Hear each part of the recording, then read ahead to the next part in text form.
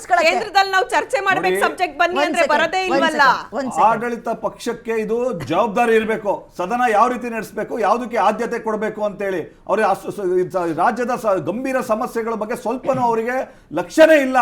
ಸ್ವಲ್ಪನೂ ಅದಕ್ಕೆ ಹೇಳಿದ್ರು ಸಂವೇದನೆ ಇಲ್ಲದಂತ ಸರ್ಕಾರ, ಸಾಕಷ್ಟು ಹಲವಾರು ಗಂಭೀರವಾದಂತಹ ವಿಚಾರ ಇದೆ. ಆದ್ರೆ ಅಂತ ಸಂದರ್ಭದಲ್ಲಿ ನಾವು ಒಂದು ನೈತಿಕ ಜವಾಬ್ದಾರಿಯಿಂದ ನಾವು ವಿರೋಧ ಪಕ್ಷ ಒಂದು ಜವಾಬ್ದಾರಿ ಇರೋದ್ರಿಂದ ಅವ್ರಿಗೆ ಕೇಳ್ತಾ ಇದೀವಿ, ಈ ಒಂದು ಹಗರಣ ಏನಿದೆ, ಈ ಹಗರಣದ ಏನು ಆರೋಪಿ ಇದ್ದಾರೆ ನಾಗೇಂದ್ರ ಅವ್ರು ತಗೊಂಡಿರೋದು ಅಕ್ಷಮ್ಯ ಅಪರಾಧ. ಅವ್ರು ಇಷ್ಟೊಂದು ಯಾಕೆ ಅವ್ರು ಹಠ ಮಾಡ್ತೀರಾ? ಅವ್ರನ್ನ ಹೊರಗಡೆ ಇಡಿ. ಆರೋಪ ಏನೋ ಒಂದು ಇದು ಬಂದಾದ್ಮೇಲೆ ಅಥವಾ ಆದೇಶ ಬಂದ್ಮೇಲೆ ಅವಾಗ ನಿರ್ಧಾರ ಮಾಡಿ. ಅದು ಬಿಟ್ಟು ಅದಕ್ಕಿಂತ ಮುಂಚೆನೆ ಇವ್ರು ತಗೊಂಡ್ರೆ ಸಂಪುಟ ಸೇರಿರೋದು ಇಡೀ ಒಂದು ವ್ಯವಸ್ಥೆಗೆ ಒಂದು ಕಳಂಕ ಇದು. ಆ ದೃಷ್ಟಿಯಿಂದ ನಾವು ಹೋರಾಟ ಮಾಡ್ತಾ ಇದೀವಿ. ನಾವು ಹೊರಗೂ ಹೋರಾಟ ಮಾಡ್ತೀವಿ, ಒಳಗೂ ಹೋರಾಟ ಮಾಡ್ತೀವಿ. ನಿರಂತರವಾಗಿ ಈ ಹಗರಣ ಬಯಲಿಗೆ ತಂದಿದ್ದೆ ನಾವು. ಅಲ್ಲಿಂದ ಸಹ ದೊಡ್ಡ ಮಟ್ಟದಲ್ಲಿ ನಾವು ಹೋರಾಟ ಮಾಡ್ತಾನೆ ಇದೀವಿ, ಮುಂದೆನೂ ಸಹ ನಾವು ಹೋರಾಟ ಮಾಡ್ತೀವಿ. ನೋಡಿ, ನಾವು ಇದು ಸಣ್ಣ ಹಗರಣ ದೊಡ್ಡ ಹಗರಣ ಅಂತಲ್ಲ, ನಗಾಡ್ಕೊಂಡು ಅಡ್ಜಸ್ಟ್ಮೆಂಟ್ ಪಾಲಿಟಿಕ್ಸ್ ಮಾಡ್ತಾ ಇದ್ದೀರಾ ಬಿಜೆಪಿ. ನೀವು ಇದ್ದೀರಾ ಹೋಗ್ಲಿ ನೀವು ರಾಜ್ಯದಲ್ಲಿ ಇದ್ದೀರಾ, ಸಮುದಾಯಗಳ ಧ್ವನಿಯಾಗಿ ನಾವು ಹೋಗಿ ಬಂದು 4-5 ಪ್ಯಾನಲ್ ಅಲ್ಲಿ ಹೇಳಿದೀನಿ, ವಿರೋಧ ಪಕ್ಷ ಅಂದ್ರೆ ಆಮ್ ಆದ್ಮಿ ಪಕ್ಷ. ಎಲ್ಲಿ? ಡೆಲ್ಲಿಯಲ್ಲಿ ರೀ. ಒಬ್ಬೊಬ್ಬ ಮಂತ್ರಿಗೆ ಒಬ್ಬೊಬ್ಬ ಶಾಡೋ ಮಂತ್ರಿ ಅಂತ ಬಿಡ್ತಾರ್ರಿ ಅವರು MLA-ಗಳನ್ನ. ಯಾರು ಏನ್ ಎಡವಟ್ಟು ಮಾಡಿದ್ರು ನಾಳೆ ಬೆಳಗ್ಗೆ ಹೆದರ್ಕಂತ ಇರ್ತಾರಲ್ಲ ನಿಮ್ ಕೆಲಸ ಮಾಡೋ ಮಂತ್ರಿಗಳು. ನಿಮ್ಮಲ್ಲಿ ನಿಮ್ ಬಿಜೆಪಿನವರು ಲೆಕ್ಕಕ್ಕೆ ತಗೊಂಡಿಲ್ಲ.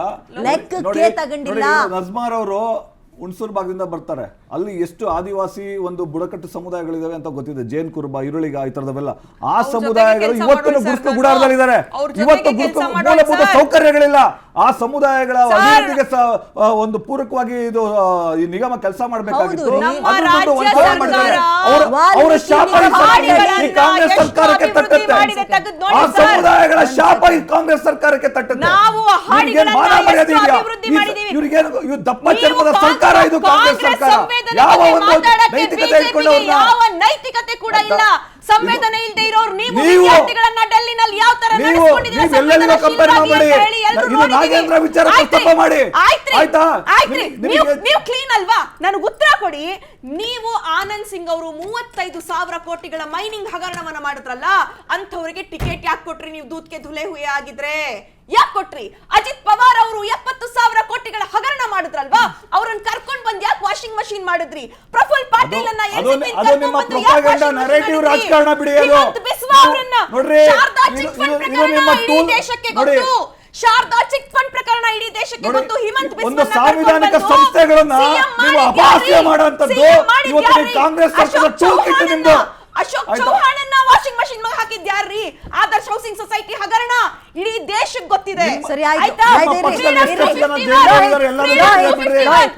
ನಿಮಗೆ ನೆನಪಿರ್ಬೋದು, ಫ್ರೀಡಮ್ 251 ಅಂತ ಒಂದು ಮೊಬೈಲ್ ತಂದ್ರು.